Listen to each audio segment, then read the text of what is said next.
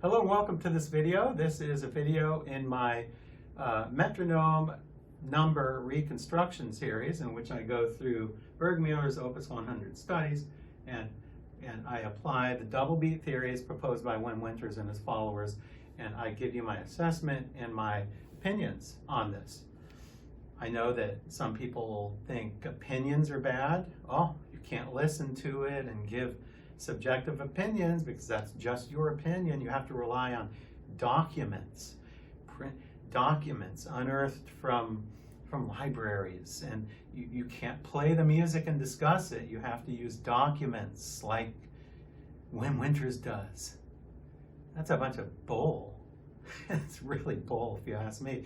You have to give subjective opinions. It's impossible to have such a debate as this without educated subjective opinions. So you can't do it just using documents alone. That is the biggest fallacy of this whole debate. Now, ballade, very famous ballade.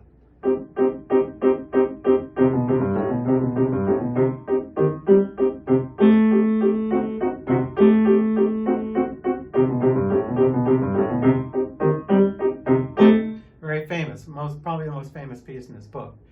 I'm just playing whatever tempo I want. Okay, I'm not going by this. Now, BURGMÜLLER marks 104 for dotted quarter note, allegro con brio. And applying the double beat theory to this makes 104, we have to split that in half to like 52. So that would be equivalent to doing 52 beats per measure. But according to Wim Winters, or the double beat theory, they didn't do that. They didn't split it in two. They actually did the exact number and used that as a subdivision.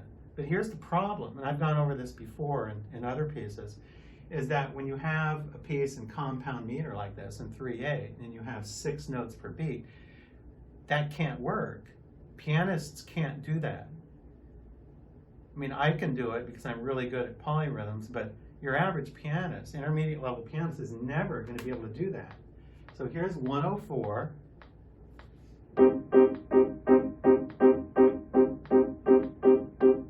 Okay, did you hear? I'm playing 3 of these for every 2 of these. That's what you're supposed to do if it's in double beat. That would never happen. Because when you, I guess it's easy enough that way, but when you throw in the 16th notes,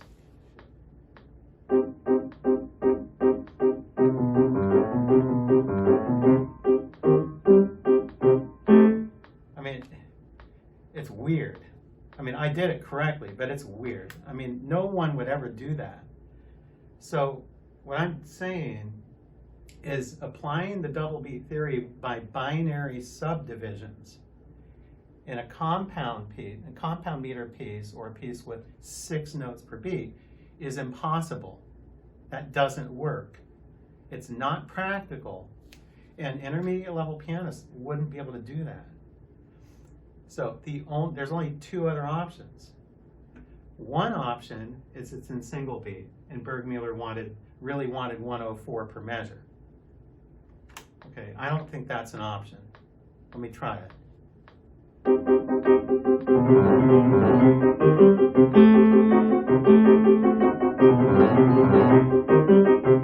That's silly. Okay, so the single beat is not an option.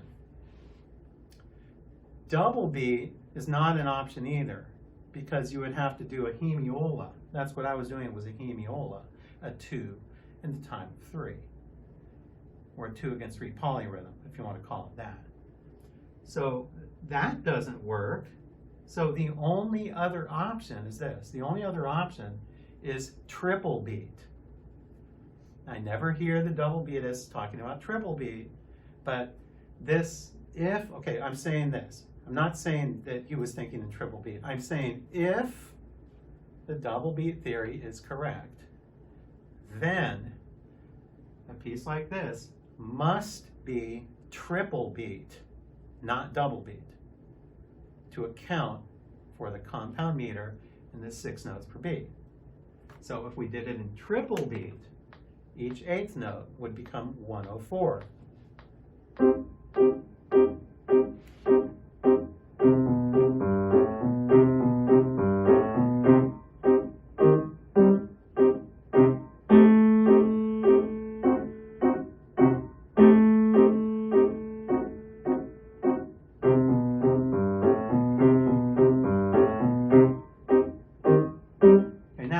That's doable. That's totally doable. That actually, I think, is what BURGMÜLLER was thinking. He was thinking triple beat, not double beat. But here's the catch. This is a practice speed, just like all the other pieces.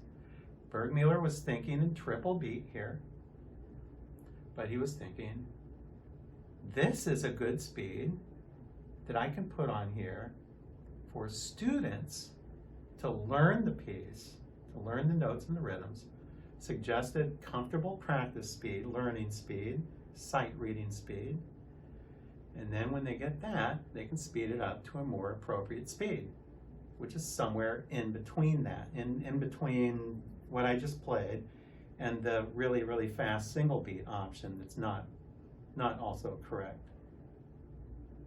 So it's somewhere in there. Very, very interesting. Think about this. Triple beat. The double beat people are missing the boat entirely because they're not considering triple beat for all the compound meters or anything divisible by 3 in their subdivisions. Ternary subdivisions or subdivisions in 3s have to be triple beat. They can't be double beat because it creates polyrhythms that almost no pianist will be able to do. So that's my take on here. I'm not even going to play the whole thing through because I've talked enough on this. But let's move on to number 16 next, tender grieving.